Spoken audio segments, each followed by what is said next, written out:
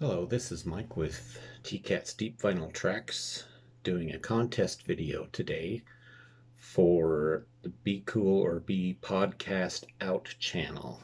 Modern Day Warrior runs that. And this is the 666 contest. Oops, I said the number. So it's supposed to be an unnameable number, but the number is actually 666 based on the number 6. Now, Modern Day Warrior made it and was trying to get to a certain number and made it past that number. So I'm going to go ahead and do another contest entry for that channel. You can go over and subscribe to that channel, and I will leave a link down in the description down below. Just expand the view of, and you'll be able to find the link to the contest video where he tells you exactly what he's looking for and the rules to the contest so you can join in. So it's 3 different requests that he wants us to fulfill with this particular video. The first one is to show 2 albums for when we were 6 years old. For me, I was born in 1961, so I was 6 in 1967, and Pink Floyd released their debut album, Piper at the Gates of Dawn. This is, of course, is the remastered version, and it's on the lovely Columbia label. The back of it looks exactly like the original Pink Floyd's debut album, Piper at the Gates of Dawn. Also released in 1967, Frank Zappa's Lumpy Gravy. This is also a reissue done on Zappa Records. Now, there were actually 2 different versions of this album put out. Originally, one was for CBS, I think, or Columbia, and the other one was for Warner Brothers or something to that effect. I could be wrong as far as the labels go, but there are 2 different versions of the record, and they sound exactly, almost completely different from one another. And there's my cat to come in, join in on the conversation, blocking the camera. Move on through. Thank you. Thanks, Norman. Okay, sorry. Kind of threw me off there for a minute. The next thing we're to show are 2 albums from when we were 16 years old. So you see the concept of the number 6 kind of being the main focus here. 2 when we were 16, that would be 1977, and Robin Trower released the album In City Dreams. This is a pretty good album. There's some songs on it that are not quite so good, but for the most part, it's one that I like. I like some of the songs on it, like Smile, Little Girl, Bluebird, Somebody Calling.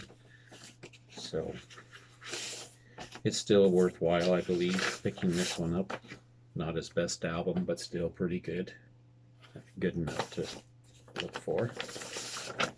Robin Trower, In City Dreams. Also in 1977, the progressive band Triumvirate from, I believe, Germany, released their concept album Pompeii. Now this is the new Triumvirate. One of the members was replaced,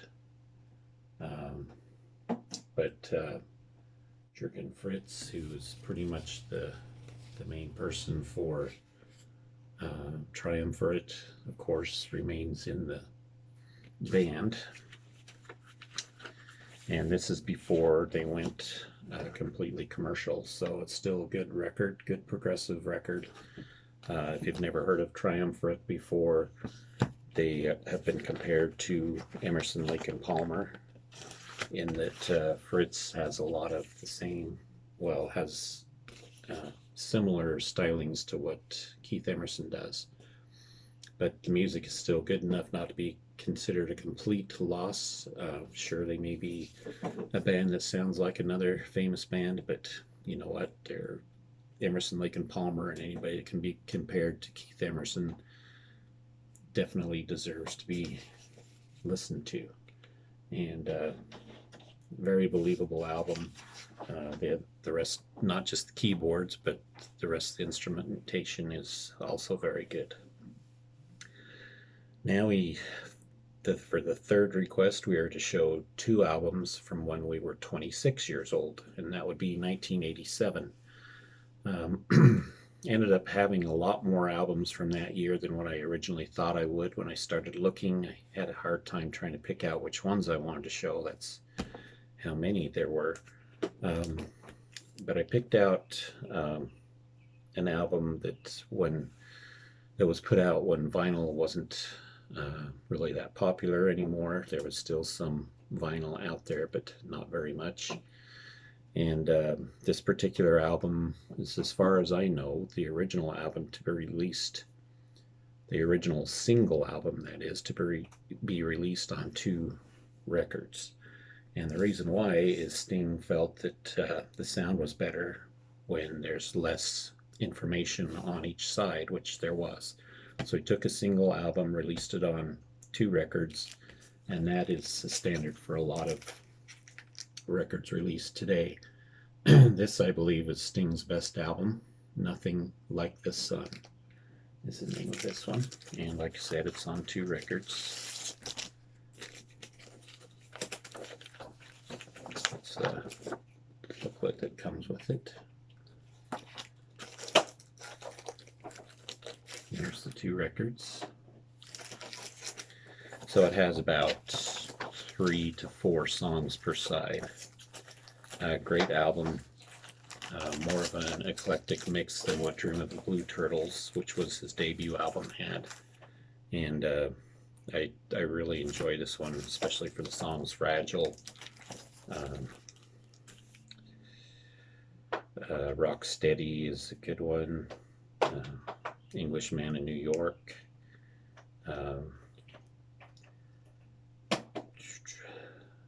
This cover of Little Wing is really good, even though, you know, it's a Jimi Hendrix song, which would be hard to replace the original, but I think Sting does a real decent job with it. Also in 1987, now I'm not sure if this one counts, so I'm going to show another one just in case, but this is kind of like a compilation from the Smiths. Strange Ways, Here We Come. Great compilation. Not all of the songs are necessarily hits from the radio, so you get a good mix, especially if you're just starting to investigate the Smiths. This would be a good album to do it on. It has Girlfriend in a Coma, which is probably one of my favorite Smith songs. Death of a Disco Dancer, Last Night I Dreamt That Somebody Loved Me, A Rush and a Push, and The Land Is Ours. So you see it has quite a variety of songs from the Smiths on it, on the Sire label. So the Smiths' Strange Ways, Here We Come.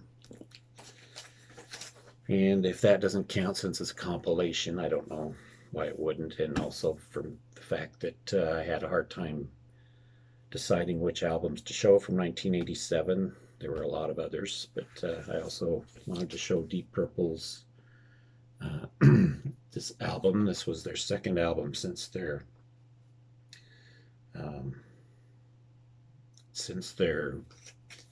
rebirth, I suppose. They came back as the Phase 2 lineup of Deep Purple, and this is called The House of Blue Light. Perfect Stranger was their comeback album. This was the follow-up to that comeback album on Mercury, and of course the inner sleeve has the lyrics on it. Not a bad album, not as great as what their comeback album was, but still pretty good. Richie Blackmore, Ian Gillan, Roger Glover, John Lord, and Ian Pace, of course. So you have the most famous of the Deep Purple lineups. All right, that's it. Everybody can join in on this contest. I don't know when it ends, to tell you the truth. It was supposed to end when he reached the number he was searching for, 666, and he's already past that. So I'm going to go ahead and hurry and get my submission on there. If you want to join in, I'd suggest you do the same before the contest is over. All right, thank you for watching. Go check out Be Cool or Be Podcast Out. Look it up and subscribe to the channel. Thank you. Bye.